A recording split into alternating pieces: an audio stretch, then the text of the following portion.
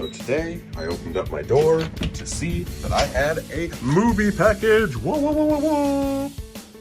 Out February 13th, we have the 40th anniversary edition of Footloose for the first time in glorious 4K on Steelbook. You know I love that. Let's unwrap this sucker and take a closer look at it. Well, the first thing I notice when I take the J card off is that it has something stuck on the back.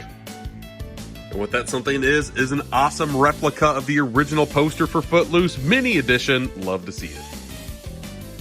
Here is a shot of the front cover of the Footloose Steelbook. Reminds me a lot of another Steelbook I have in my collection, which is this Steelbook for the original Guardians of the Galaxy. And I love when Steelbooks actually look like replica props from the film, so I'm not mad at this at all.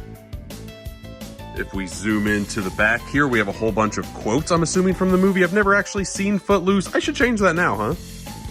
On the inside, we have what looks to be like the inside of the cassette player, which is a nice touch, and some extra shots from the film here as well. Everybody cut Footloose. I've heard the song numerous times, but again, I've never seen the movie.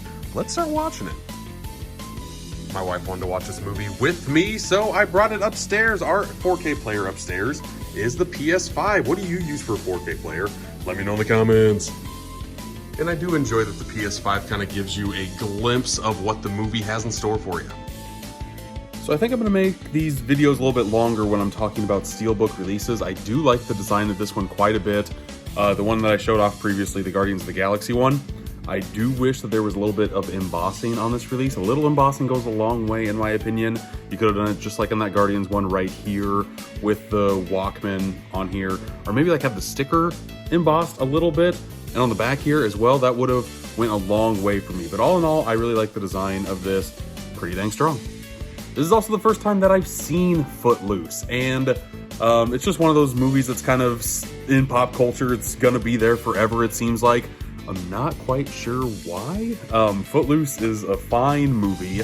What's iconic to me is the opening credits. Oh my god. I could watch that over and over again on a loop and be happy anytime. Footloose as a song, timeless for sure. Footloose as a movie, it's okay. The same thing can be said about Dirty Dancing for me. It falls in the same category, and I could not get into Dirty Dancing at all, really. Footloose is better than Dirty Dancing, I will say that. But still, it's just a little overrated in my opinion. I guess since I've heard nothing about this movie, except that it's great, I watched it and was a little bit disappointed. But if you are a fan of Footloose, this is the first time you can watch it in glorious 4K. And with older movies, some tend to do better than others on the 4K transfer. And I would say here, there are some moments of sheer beauty that I saw. There are others that kind of just didn't really work as well as I wanted them to in 4K, but the shots that look great are worth the price of admission alone on this sucker. If you're a fan of this movie, I would say get this Steelbook. It is a great release. It also comes inside with the Blu-ray that was released a while ago. No new special features on this, unfortunately. But if you don't own this, pick up the 4K. Steelbook looks nice. For me personally, the best part of this entire release is the Steelbook itself. I think this looks very, very sharp. If you like Footloose, pick this up. But again, thank you for watching this video. I'm gonna try to do more Steelbook new release videos in the future, so keep an eye out for that. If you're not subscribed to Steelbook Obsessed, over here on YouTube, on Facebook, on Instagram, on TikTok, I'm on all those suckers. I'm on Threads too. Are you on Threads? Nobody's on Threads. Nobody uses Threads. I'm on there, so that's fun. Also on Letterboxd. I'll squeak in a Letterboxd review here at the very end. I'm on there as well. I love reviewing movies, and I try to do one review a day for the rest of 2024, so we'll see how that goes. I will say, though, that the cast in this movie, they all are pretty spectacular, and there's a lot of people I did not expect to be in this movie.